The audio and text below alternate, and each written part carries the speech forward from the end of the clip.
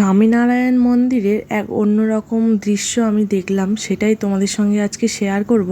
তোমরা নিশ্চয়ই টাইটেল আর থাম্বনেল দেখে বুঝেই গেছো এটা হচ্ছে দ্বিতীয় পার্ট। প্রথম পার্ট কিন্তু তোমাদের সঙ্গে শেয়ার করেছি, যেহেতু মন্দিরটা অনেক বড় সেই জন্য ভাবলাম দুটো ভাগে ভাগ করে তোমাদের সঙ্গে শেয়ার করি। বাইরের মন্দিরগুলো তোমাদেরকে অলরেডি দেখিয়ে দিয়েছি, আর তোমরা অনেক অনেক ভালোবাসা দিয়েছো আর তোমাদের অনেক ভালো লেগেছে, তাই না? চলো আজকে পুরো ভিডিওটা দেখতে থাকো, এটাও আশা করছি তোমাদের ভালো লাগবে। আমরা কিন্তু এই যে মেন মন্দির, এখান থেকে বেরিয়ে ডান দিকে আসলাম, আর ডান দিকে কিন্তু আছে টিকিট কাউন্টার। এটা কিসের টিকিট কাউন্টার আমরাও জানতাম না। দেখলাম যে 3 থেকে 10 বছর আর কি তাদের 50 টাকা, আর বড় যারা নাবালক বা সাবালক তাদের হচ্ছে 90 টাকা।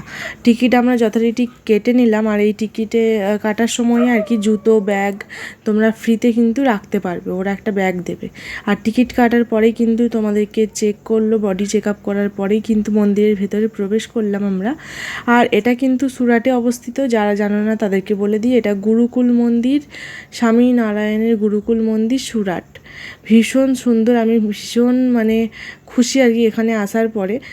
পুরোটাই তোমরা দেখো, আশা করছি ভালো লাগবে। টিকিট কাটার পরে ভেতরে আসতে না আসতেই দেখলাম এখানে হনুমানজি, আর এখানে আছে আমাদের গনু দাদা, দু সাইডে দুজন আছে আর কি। বেশ কিন্তু অন্য রকম আর কি। ভেবেছিলাম ভিতরে কি থাকবে না থাকবে, অনেকটা চিন্তায়ও ছিলাম, যেহেতু জানতামও না। আর ভেতরের ভিডিও কিন্তু কেউ পোস্টও করেনি।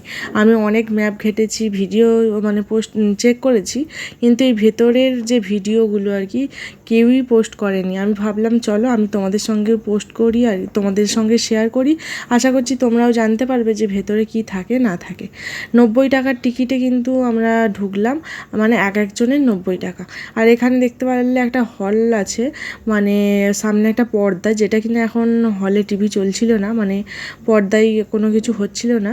আর তারপরেই দেখলাম ভগবানের অনেক রকম রূপ আর কি, শ্রীকৃষ্ণের অনেক রূপ। এখানে এই যে দোলনায় দোল খাচ্ছেন, আর ওনার বাবা মা দোলনায় দোল দিচ্ছেন, ওনার বাবা গল্প শোনাচ্ছেন আর কি। ভীষণ সুন্দর সুন্দর দৃশ্য। তবে আমাদের কলকাতাতেও গুরুকুল মন্দির আছে, আমার কখনো যাওয়া হয়নি, কিন্তু সৌভাগ্য হয়েছে এখানে আসার, সেই জন্য আমি ভীষণ খুশি। চলো পুরোটাই তোমাদের সঙ্গে শেয়ার করব। আর এখানে কিন্তু অনেকগুলো রূপ প্রকাশ পেয়েছে, অতগুলো তো আর ক্যামেরার মধ্যে নেওয়া সম্ভব না, তাহলে ভিডিও অনেক বড় হয়ে যাবে। কিছু কিছু ভিডিও ক্লিপ নিয়েছি, তোমাদের সঙ্গে শেয়ার করছি। আর তোমাদের কেমন লাগছে অবশ্যই কমেন্ট করে জানিও। আর এখানে কিন্তু হিন্দিতে, যেহেতু এখানে হিন্দি আর গুজরাটি আর কি ভাষা প্রচলিত, এখানে কিন্তু ওই ভাষাতেই সাউন্ড সিস্টেম চলছিল, সব বলছিল যাতে সবাই বুঝতে পারে আর কি। আর মিউট করে দিয়েছি, কারণ কোনো জায়গায় হালকা পাতলা মিউজিক টাইপেরও বাজছিল, ঠিক গানের মিউজিক না, একটা সুন্দর মিউজিক। আর যেহেতু লোকজন আর কি বেশ মিডিয়াম পরিমাণেই আছে, সেই জন্য হালকা পাতলা আওয়াজও আসছিল। সেই জন্য ভাবলাম আমি তোমাদেরকে এক্সপ্লেন করি, আর তোমাদের আশা করছি ভালো লাগবে।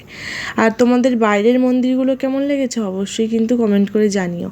আমরা কিন্তু ওই মেন মন্দির থেকেই ভেতরে আসার পরে, বাইরে আসলাম মেন মন্দিরের, তারপর ডান দিক থেকে টিকিট কেটে কিন্তু অন্য একটা ঘরের মধ্যে আমরা ঢুকলাম আর কি। যে মেন মন্দির আছে ওইখান থেকেই আমাদেরকে নিচের দিকে একটা ঘর আছে, ওইখানে ঢুকলাম। আর অনেকটা বড় এরিয়া ধরে, এটা কিন্তু এরকম করে 2 তলায় 3 তলায় পুরো এরিয়া, অনেক কিছু আছে। চলো তোমাদের সঙ্গে ধীরে ধীরে সবই শেয়ার করব। এখানে তো তোমরা দেখলে কিছু কিছু জিনিসপত্র, তারপরে দেখতে দেখতে আসলাম এখানে একটা গুহা, যেখানে কিনা সিংহের মুখ আর কি। গুহার মধ্যে যে কী আছে ভগবানই জানে, আমি তো অনেক চিন্তায় ছিলাম যে এখানে গুহা আবার কী করছে আর কি। তারপরে যাই হোক ভয়ে ভয়ে কিন্তু ভেতরে প্রবেশ করলাম, দেখলাম ছোট ছোট কাচের জানালা আছে আর কি, কোনো দরজা নেই। আর এখানে কিন্তু ভগবান শ্রীকৃষ্ণের অনেক কিছু এখানে শেয়ার করেছে আর কি, সবাই যাতে জানতে পারে শ্রীকৃষ্ণের যে এত রূপ। সত্যিই জানার পরে কার না ভালো লাগে, তাই না?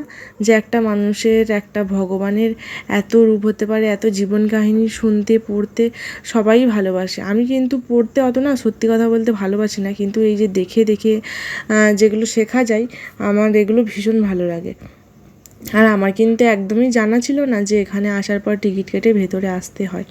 আমার যতদূর জানা ছিল এটা মন্দিরে কি ঠাকুর আছে না আছে ওটাই দেখব। মন্দিরটা কিন্তু বাইরে থেকে আমি ভিডিওতে দেখেছিলাম, ফটোতে দেখেছিলাম, ভীষণ সুন্দর লেগেছিল, সেই জন্যই কিন্তু অ্যাকচুয়ালি আসার পরে আমি কিন্তু এটা সারপ্রাইজভাবেই, এটা আমার কাছে সারপ্রাইজ বলতে পারো আর কি, অবাক করেই কিন্তু এখানে টিকিট কেটে এককালীন চলে আসলাম আর কি।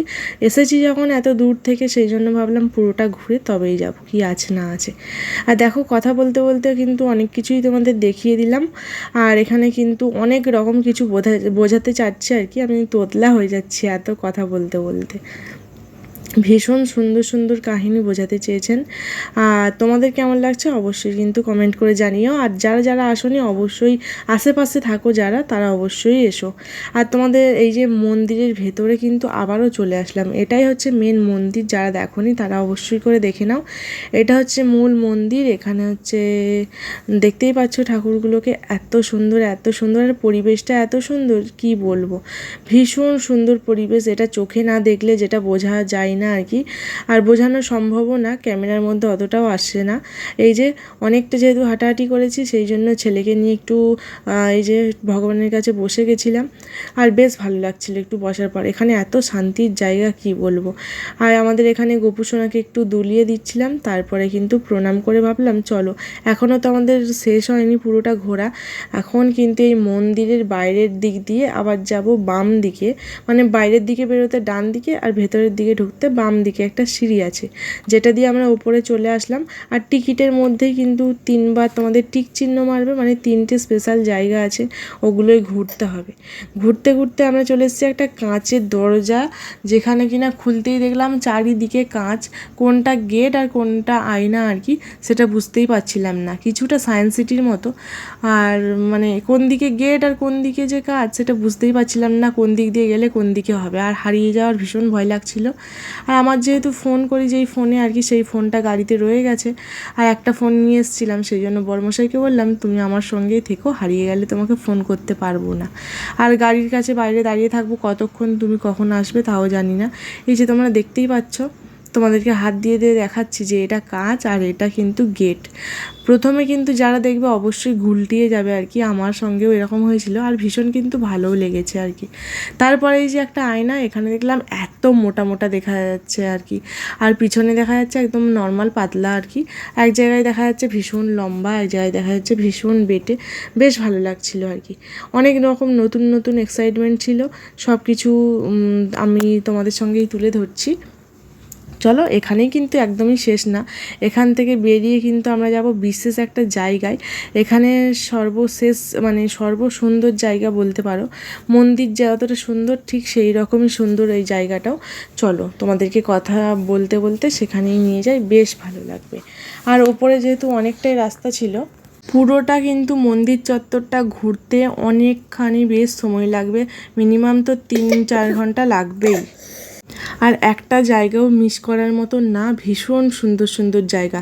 এই যে এখানে, তারপরে কিন্তু দেখে আমরা চলে আসলাম, এটা একটা গার্ডেন টাইপের ছিল, এর মধ্যে কিন্তু অনেক কিছু আছে, এটাও কিন্তু টিকিটের মধ্যেই ছিল, এই যে 90 টাকার টিকিট কেটেছিলাম এর মধ্যেই কিন্তু ছিল। আর এখানে কিন্তু প্রসাদ হিসাবে কিছুই পাওয়া যায় না আমি যতদূর জেনেছি, ঠিকঠাক তাও বলতে পারবো না, হয়তো বা ভুল হতেও পারে। আর মন্দির কিন্তু ওই দুপুর 2:30 থেকে খোলা হয় আর কি। মূল মন্দিরের গেটটা দেখলাম 2:30-এর দিকে খুললো, বন্ধ ছিল প্রথমবার, তোমরা দেখতে পেয়েছিলে হয়তো ভিডিওতে, আর অনেক লোকই খেয়াল করনি আর কি, সেই জন্য ভাবলাম তোমাদেরকে বলে দিই। 9টা থেকে তো ম্যাপে দেখলাম খোলা আছে, কিন্তু মূল মন্দিরের গেটটা হয়তো বা ভগবানকে ভোগ দিয়েছিল আর কি, সেই জন্যই বন্ধ ছিল, 2:30-এর দিক করে কিন্তু খুললো। তারপরে দেখো বললাম না পার্কে চলে এসেছি, পার্ক টাইপের। এখানে এত সুন্দর সুন্দর সিনারি, মনে হচ্ছে যেন আমি সেই আবার আগেকার যুগে ফিরে এলাম, একটা রাধাকৃষ্ণ সিরিয়াল হতো না, এত সুন্দর সুন্দর কি বলবো দৃশ্যগুলো দেখে ওইগুলোই মনে পড়ছিল যে এত সুন্দর যদি সত্যিই সামনে থেকে আমরাও যদি এরকম সুন্দর জিনিস উপভোগ করতে পারতাম, আমাদেরও কত না ভালো লাগতো, তাই না? চলো বন্ধুরা, বেশি বকবক করে ফেলছি, আজকের ভিডিওটা এখানেই শেষ করছি, আর বড় করলাম না। ভিডিওটা কেমন লাগলো অবশ্যই কিন্তু কমেন্ট করে জানিও, আর ভালো লাগলে অবশ্যই কিন্তু এখান থেকে একবার ঘুরে যেও, আর আশা করছি তোমাদের ভালো লাগবে। আর ভালো যদি খুব লেগে থাকে তাহলে অবশ্যই করে চ্যানেলটিকে সাবস্ক্রাইব করে দিও, দেখা হবে নতুন ভিডিওর সঙ্গে। ততক্ষণে তোমরা খুব খুব ভালো থেকো এবং সুস্থ থেকো। আর আমার নতুন ভিডিওর সঙ্গে তোমরা অবশ্যই করে সাপোর্ট করো, ভালোবাসা দিও। চলো দেখা হবে নতুন ভিডিওর সঙ্গে, টাটা।